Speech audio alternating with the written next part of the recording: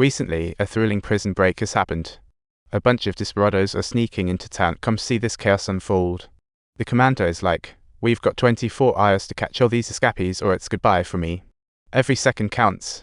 The old cop and Durfee followed the clues to the ex-mother-in-law's house of one of the escapees. His ex ditched him while he was locked up. He's definitely plotting his next move. They found signs of a break-in, drew their guns, and sneak into the room only to find an old lady being menaced by a shotgun. The escapee was raiding his ex-mother-in-law's goodies, and when he spotted the cops, his eyes went wide. Our guys were sweating bullets too, worried he might slip and pull the trigger. The old cop tried to calm the situation and reason with him, but this guy was as stubborn as a rock wouldn't budge an inch. The escapee had the high ground. The snipers couldn't get a shot, and SWAT was just sitting ducks, stuck in a standoff. The old cop was done playing nice. He wasn't about to risk his life for this guy. Seeing cops' unconventional moves, the escapee surrendered as Hank and Sioma got the tip-off. Another escapee popped up on the street, and when Hank arrived, there was a whole gang hanging out. Hank, knowing how these guys roll, pulled his gun for a chat, but the boss just smirked. "I know why you're here. This dude's mine today." Subtitles. Hank saw that mediation wasn't working, so he had to step aside temporarily and call headquarters for backup. But all the officers at the station were already occupied with searching for the escapees. There was no backup in sight, so Hank emphasized, "This is a residential area. If shots are fired, it's game over." All he could do was stall for time while waiting for the cavalry. Just as they got out of the car, more gang members rolled in. Things were getting grim. Looks like it's going to be a sleepless night. The escapee looked oddly thrilled at the sight of the cops. It was his first time seeing cops that happy. With all the exits blocked, he heard chaos outside as the gang dared to make a move on the cop car. Fuming, Hank stormed out. "You little punk, you wanna throw down? You got the death wish in Los Angeles." But the gang boss was unfazed. "He's sending me mixed signals. How would my crew respect me if I back down? No deals. You've got to release him, or let's see who's got the bigger crew."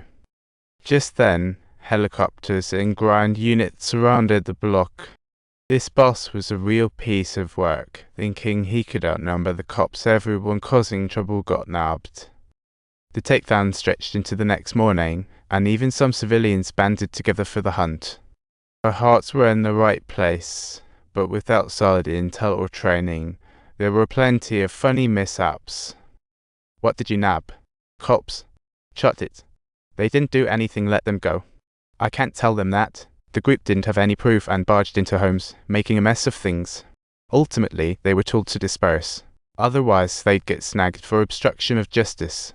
Meanwhile, Pez got a tip about a guy in an orange jumpsuit causing a ruckus. The two showed up where the witness said, peeking around carefully, when a car sped by, only to slam on the brakes. It was all quiet, waiting for an arrest, only to find an old man sentenced to life who just wanted to enjoy a taste of freedom while he could. After hours of chasing, they finally caught the last escapee. Sioma was closing in on her first drug bust, but her instructor looked worried. A filthy syringe was sticking out from her waist. "Oh boy, she was in a real hot zone."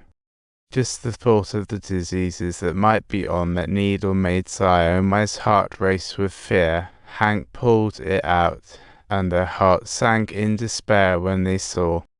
The sight of blood and the needle left them both utterly despondent. If she contracted an infectious disease, her career would be completely ruined.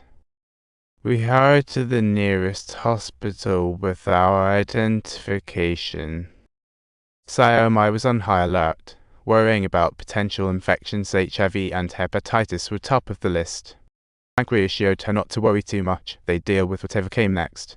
Sioma went to wash her face and tried to calm down. She spotted a mysterious woman looking off, and when the woman left, she glanced into a pit behind her only to find a bucket of bleach and a syringe. Sioma shot after her, following the woman into a patient's room. Turns out her brother was a vegetable. His sister wanted to take him out of his misery with a shot. Sioma stepped in, insisting she had no right to decide his fate. "Don't act rashly." Luckily, the woman hadn't gone through with it. Just then, the doctor arrived with the test results, and Sioma felt her heart. The results showed she was negative for HIV and hepatitis, just some staph infection. She could breathe again. Sioma happily returned to the precinct, and right as she walked in, she bumped into an old lady with a suitcase. The lady claimed her dad was a WW2 vet, and she wanted to give the cops some war souvenirs. She wanted to keep them as mementos, but since she was moving to take care of her grandkids, she thought it best to let the police handle it. When they opened the suitcase, they were shocked to find all kinds of war memorabilia. Then they spotted a landmine wrapped in a towel. Black quickly called the bomb squad, but the old lady was like, "No worries. I've got loads more in my car." What a strange day. That day, the vice president's motorcade was passing through LA, and the precinct sent out all units for protection. The officer spotted a suspicious vehicle parked behind the supermarket and suspected a robbery in progress. The engine was running, but the driver was frozen. They had just passed the supermarket and confirmed it was closed for business. With no backup in sight, the cops were left to go solo. Durfee edged closer to the crook's vehicle and finally got the driver to admit he was just keeping lookout. His buddies had been inside for a bit, and as the cops entered, the crooks came rushing out. Things were going south, and if they didn't act fast, someone would get hurt. They called for backup again, but the nearest unit was 8 minutes away. A detail assigned to protect the president got wind of the situation. Being the closest ones to the crime scene, they promptly responded, "Please don't blame us for our ruthlessness. Let's take those bad guys away."